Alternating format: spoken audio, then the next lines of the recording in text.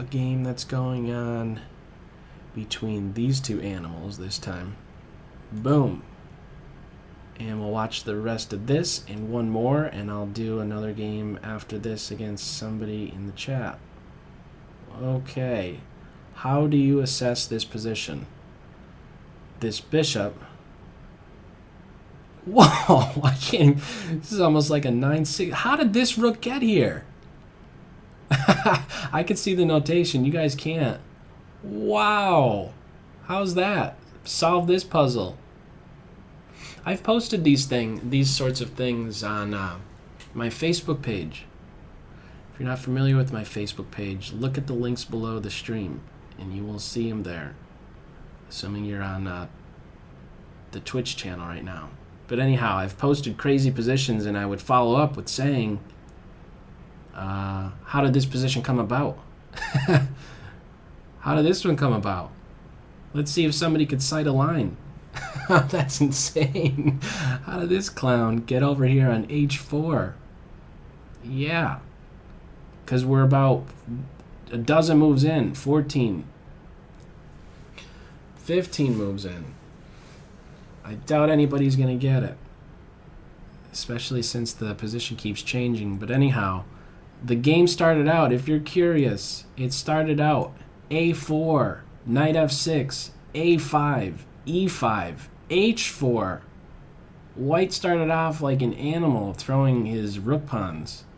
And eventually we had the classic rook up and over on move 5. Rook a4, move 6 for white, rook a to h4. That's how it happened. Did you catch all that? Okay, anyhow, focusing on the game itself, what's happening? The bishop is having to hit the reverse button. Rewind time. Clocks are about equal.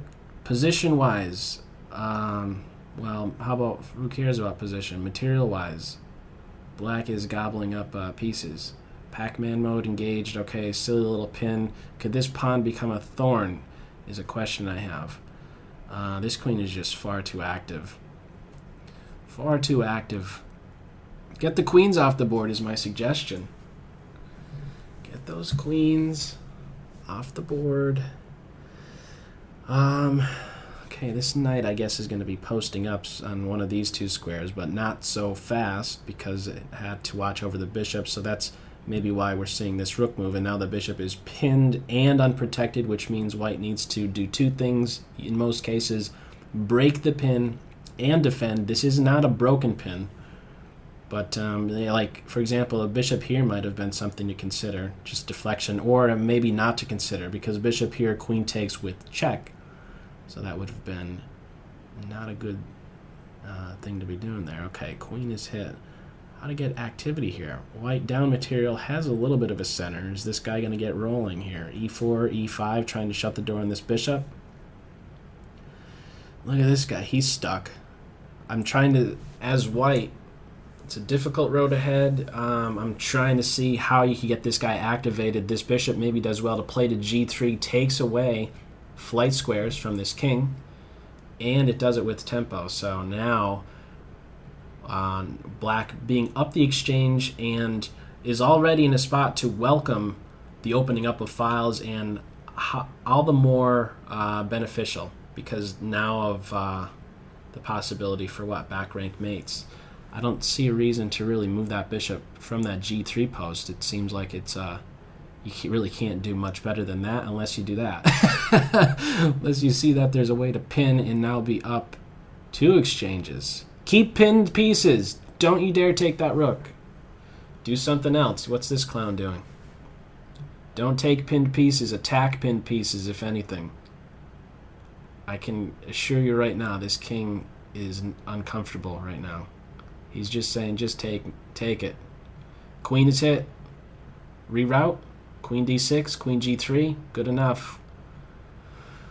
White is playing on their first 3 ranks. When it's a situation where your opponent's playing on 3 ranks and you get to play on 5, that's an issue, huh? That's what we're kind of experiencing here. That's what we're witnessing. So, okay. White is still not doing anything about this pin. Can this queen just come back? Okay, looking to open up the g-file. Why even give up this pawn, though?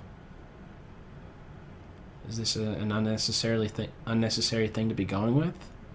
Okay, now there's like silly little checks to be on the lookout for. Maybe bishop a5 stuff.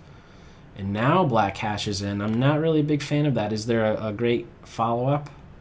Queen check seems like she could be very disruptive. Picking off a pawn, maybe. I guess there is bishop f3. I didn't like allowing white to just grab this pawn. I know that this g-file is opened up, but why even give black opportunities now? The queen, I think, has to come back. King here, there's bishop check. King there drops b7. Queen a5, a lot of lateral movement. Queen definitely needs to stay on the board.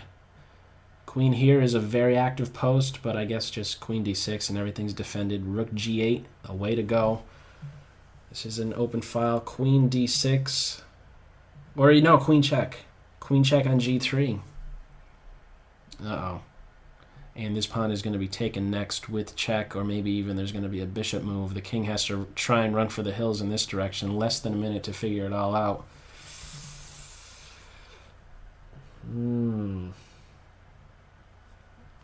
Okay, what in the world is that bishop up to? Okay, just trying to take out that knight who's on his home square.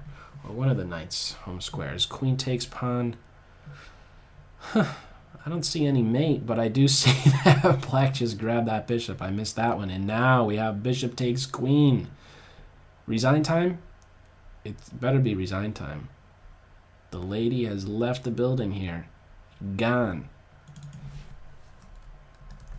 Play one more. All right from the top here. Richard versus Ciarni. All right. King pawn game.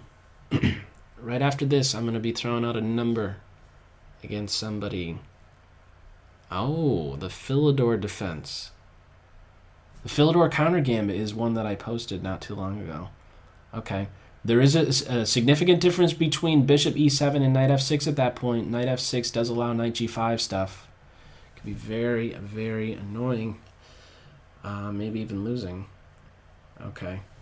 So, little move order deal. Something you would also see in the Queen's Gambit declined to go with bishop e7 prior to knight f6, but for a much different reason. It's for more of a strategic reason to not allow white to go with a particular plan in the center. This f3 and e4 type of plan. So, okay, knight c3, queen d2 come to mind. I'm not really a fan in that position. Black, okay, the bishop is hit. White needs to be a little bit cautious of possibilities for the bishop getting trapped with pawn push a couple times. I guess there could maybe always be bishop takes knight type of thing, but what I was getting at is I think, okay, the knights are heading for f5. It's tough to catch up. I like knight c3 instead of castle, followed up with queen d2. And I say that because you at least keep your opponent guessing a little bit longer with regard to your king's address. Maybe you're going to go kingside. Maybe not. Maybe you want to go queenside. Maybe. Here's another pop quiz.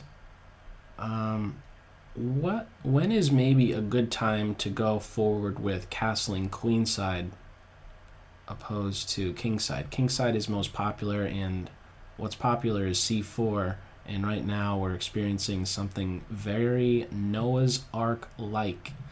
The Noah's Ark trap. Pawn chain, a6, b5, c4, killing that king bishop or that light square bishop. When is it a good time to maybe castle queenside opposed to kingside? I have one thing in mind. Somebody in the chat, Jellyfish Master, saying when you can do the blue chicken gambit. That is true. And that is one line that really has people still to date scratching their heads, especially when they're not really tuned into Twitch and they're just watching it on YouTube. What is the blue chicken gambit? What are you talking about? I think I would definitely get a good laugh if I ever saw somebody actually typing out in a Google search, blue chicken gambit. Wow, this is very awkward. Why would you, right? That's a little bit awkward, isn't it? Why is this such an awkward move? I better start answering these questions that I'm throwing out. I can't really keep up with all the different answers that are coming in. I just saw the one and it kind of sidetracked me. We got mate on g2. Another thing is, why move this rook? Because this guy is a clown now. He's stuck. He's dead. Short answer to that is you might want to castle queenside if, let's say, the d file is completely opened or half opened, or maybe if you have a direct target on that d file for white, right? Castling queenside, I think, was something to maybe be considering. There was maybe some play on that d file. Or at the very least, again, just keep your opponent guessing. So, okay, rook here. This rook is going to have to move. This is, oof, this is tough here, right? Could white get away with winning some material? Okay, they're just cashing in, and now we got tricky stuff happening. What's the tricky stuff? Queen takes and tricks on h2. Watch out for that h2 square. Oh, white's watching over for that. They're going to win material. They had everything figured out, didn't they? Yes, they did all the number crunching. Well, these guys still look a little bit silly, but I guess one of them is just going to be... What? Oh, wait a second. No, white's just getting the piece back. What am I talking about? We got mate on h2. It'd be nice if I did like a little head count here. Pieces. Yeah, you might want to check to see where we're at material-wise before you start blabbing about the position again. So this rook, the classic rook up and over, beware. Rook e6, rook g6. This queen is overloaded. Why did I just say it like that? Anyhow, h2 and b2. She is tethered to these two clowns. Pawnies. Defensive g7. I should have pointed that out first. Can't go too far. You still can't go too far, queen. The bishop is a wonderful piece. This knight definitely needs a new home. Rook e6, rook g6 can be very uncomfortable. Or can it? Possibilities for maybe, as soon as the knight moves, to get that rook to b5 and then swinging over to h5. This is a strictly defensive move. I don't know if I was really a fan of it. I liked still keeping it here. Rook e6. Rook e6 to g6. Okay, there we go. 2 minutes, 45 seconds for white. Pretty decent time edge here for white. Rook d4. Preparing to double, but... Queen f2. You got to watch over h2 still. Cannot go too far. Queen f2. You also have to maybe watch over g1. Do you really want to have the king recapture on g1 and then expose it to some checks? Probably not. Rook takes, queen takes, still defending h2. This rook is very defensive piece. This knight better not be too quick to move either, because of possibilities for bishop e3. Intersection squares. Something in my own thinking that I kind of just highlight wherever there's two or more pieces. Well, squares where there are two or more pieces. What am I trying to say? If two or more pieces could go to a particular square, look into those particular ones. They often turn out to be good moves because staying coordinated in chess is often a very good idea. You don't set yourself up for tactics. That's one thing to point out. Now, if rook leaves here, this king is still needing a flight square. Pawn push is available, is it not? Pawn push hits the bishop. Okay, defensive land here. And what's uncomfortable, and here's another thing, the typical flight square for black to be running with is something like h6.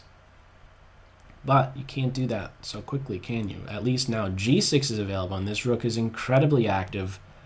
A multi-purpose piece, without a doubt, functioning along a file and a rank, and very deep in the white position. White's third rank. f3 is now hit. h4 is hit. Just realizing that one now. And now we have mate threats. There we go, g6. Now f3 is hit. 1 minute 35. 42 seconds for black to figure it out. There's got to be something really juicy, right? Right around the corner here. Queen checks on h2. Rook checks on g2. King running for the hills. Rook check does not allow the rook to interpose. Now it does. Actually, it did. The queen is still around to watch over f2. So that block is available. Whoa, the knight's here just barely guarding some stuff. Pigs. The queen is a giant pig. Completely defensive check. King just, well, it has to go there. Rook g2, and we have mates everywhere. Oh, this has to be dead. The knight's dead. 25 seconds. Uh-oh. Probably have queen here even. But why not just take the knight? He's a freebie. Freebie, there's nothing against the king. 21 seconds.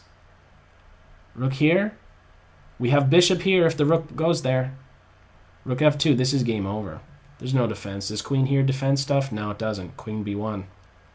No defense, only 18 seconds. Game over. Resignation. Black wins. Okay.